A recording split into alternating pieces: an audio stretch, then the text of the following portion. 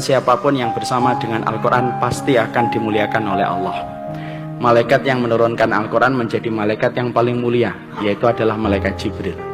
Malam ketika Allah menurunkan Al-Quran menjadi malam yang paling mulia, yaitu adalah malam Lailatul Qadar.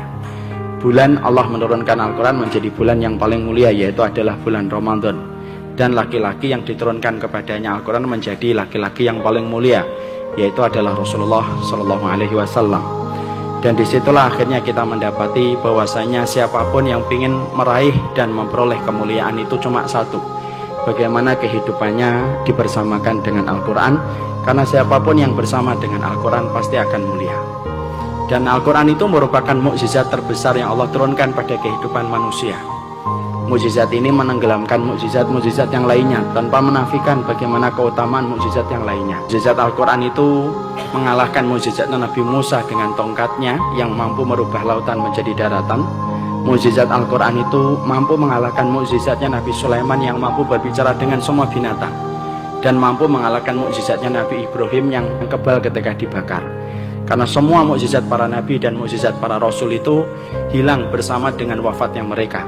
Adapun mukjizat Nabi Muhammad, walaupun dulu saya ketika waktu kecil suka bingung kenapa mukjizatnya Rasulullah itu hanya Al-Quran, tapi ternyata baru saya tahu, ternyata Al-Quran itu bukan hanya mukjizat, tapi mukjizat yang paling besar. Karena mukjizat para nabi dan para rasul itu hilang seiring dengan wafatnya mereka, tetapi mukjizatnya Nabi Muhammad itu tidak hilang walaupun Rasulullah sudah meninggal dunia.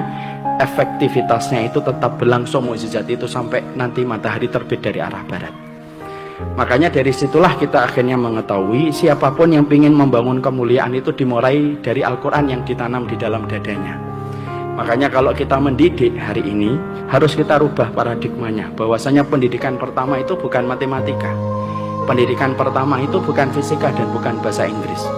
Tapi bagi kaum yang beriman kepada hari akhir, ketika telah mengimani semua perkataan Rasulullah, pendidikan pertama dalam kehidupan anak itu adalah Al-Quran.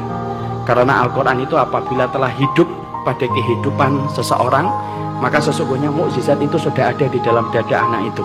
Dan kalau mukjizat itu sudah hidup dalam dada seseorang, maka Allah itu tidak punya alasan untuk tidak menolong orang yang di dalam dadanya itu ada Al-Quran.